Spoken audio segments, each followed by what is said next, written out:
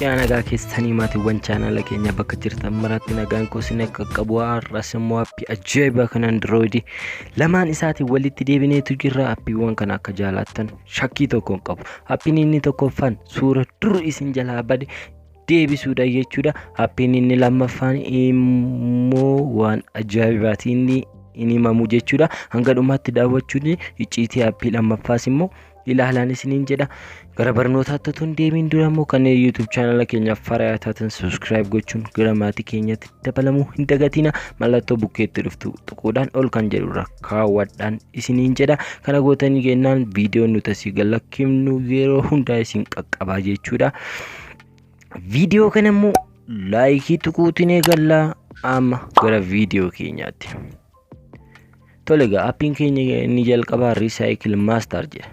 Seenne waliin ilaala. Play Store irraa buufachuu hin dagatina. Maqaa isaa immoo screen irra isiniif keenya jechuudha. Recycle Master yeroo jalqabaatiif fuula kana isiniif qabatee dhufa. Ajaja biraa isiniif fida jennaan halluu jettanii bira darbuu ni dandeessu jechuudha. Fuula kana qabatee yeroo isiniif dhiyaate kunoo gara kanarra mallattoo X ni tuqxu.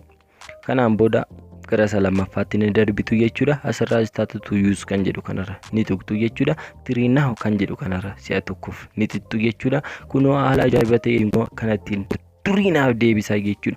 Suurota kunoo ilaalaa asirraa lakkaa'ati jira jechuudha. Kunoo durii jechuudha kan bade kan ani illee hin beekne jechuudha. Kunoo asirraa walitti qabeenaaf deebisaa jechuudha. Kunoo suurota inni jalaa bade 157 jechuudha. Suurota durii kan sin jalaa bade dhiyeenyattis qabaannaan isiniif deebisaa jechuudha. Haala ajaa'ibaa ta'eetiin jechuudha.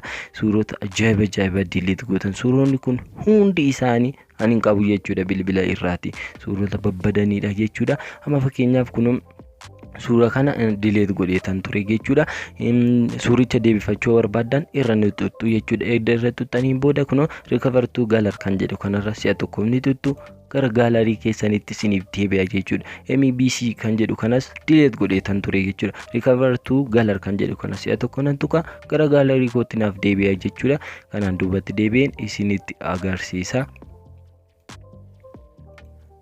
Kunoo amma gaalarii keessa seenetan suurota ni jalaa badan dur kan ni jalaa badan kanan dagadhe jechuudha.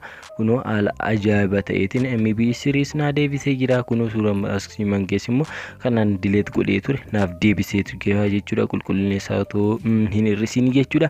Appii kana Play Store irraa buufadhaatti itti fayyadama. Waan haaraa waan inni sirrakkisu hin qabu jechuudha. Kunoo asumarraati kunoo mallattoo sarara 3 kanarra si'a tokkoof ni tuqxu. Sarara deep recovery kan jedhu kanarra si'a tokkoof ni tuttu.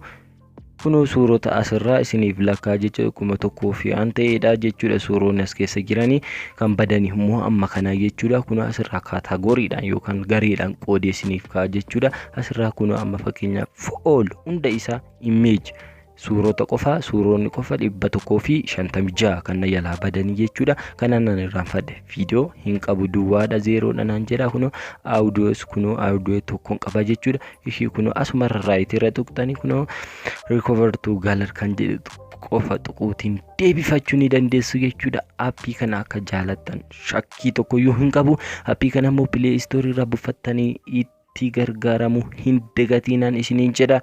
Gara appii isaatti aanutti.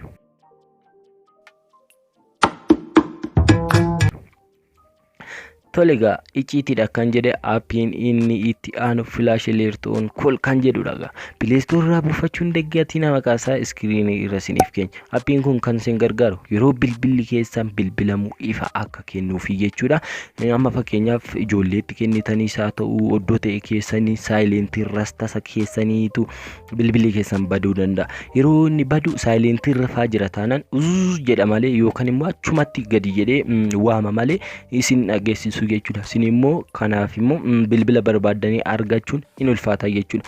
Appii kana qabdu taanaan garuu yeroo isin achi bilbiltan ni ifaa jechuudha. Ifa ni kenna jechuudha. Yoo barbaadan of gochuu cufuu dandeessu. Yoo barbaadan immoo naasin barbaachisetti immoo on gootanii lafa kaa'uu ni dandeessu jechuudha. Yeroo daa'ima fa'a itti kennitanii jechuudha. Yeroo namni daawwal fa'a daa'imni fa'a hin qabatu hin cufu. Yeroo cufan immoo sagaleen hin dhagahamu jechuudha. Ifa kana ilaaluu qofaatiin baruu dandeessu jechuudha. Namni akka isiniif daawwaluu fi hin daawwallee isaa jechuudha. Kanaafuu immoo seenne waliin ilaalla. Tole appicha yeroo tuqxanii seentan kunoo fuula kana qabatee isiniif dhiyaata jechuudha. Kunoo akkanatti loading jettee isiniif barbaaddi jechuudha. Play Store irra firiidha start kan jedhu kanarra innuu isin ajaja isa tokkoof isa tuttu oon godhinaan jedha. Kunoo asirra oonan godha. Kunoo ifee jira jechuudha. Kunooti gaa wanti isin rakkisu baay'een isaa hin jiru. Kanuma isii kana oofisa jedhee jiru on ni gootu jechuudha. Yeroo barbaadanitti immoo off ni gootu jechuudha. Ni cuftu yeroo barbaadanitti, yeroo barbaadanitti immoo on ni gootu jechuudha. Siitingiin isaa wanta ammana hin qabu, siitingii hunda hin qabu jechuudha. Garuu immoo kan isin fayyaduu danda'a. Kunoo kan isa kana select flash alert speed jedha. Speediidhaan daddafee akka speediidhaan humnaan jechuudha. Daddafee akka yeroo messaging galuu soo barbaadan, yeroo WhatsAppidhaan isiniif bilbilamuuf, Messengerii, Instagram yeroo sana ifa akka kennuu barbaadan asirraa raayitiitti gochuu ni dandeessu jechuudha. Tuttuquudhaan kun akkanattiin yeroo messaging fagalu jechuudha kan ifa isiniif kennu jechuudha. Yeroo bilbilamu ifa isiniif kenna jechuudha. Amma isinitti agarsiisa bilbiliin jechuudha. Daawwadha.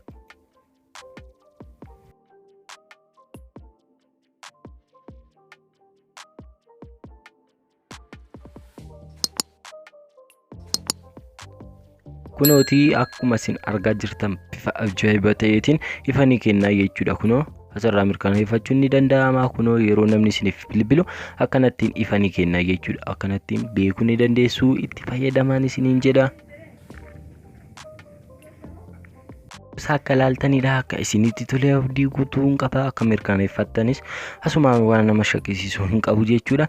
Kanaaf immoo viidiyoo keenya laayikii tuquu hin dagatinaa. Gaaffii yoo qabaattan koomentii irratti nu gaafadhaa, isiniif deebifna.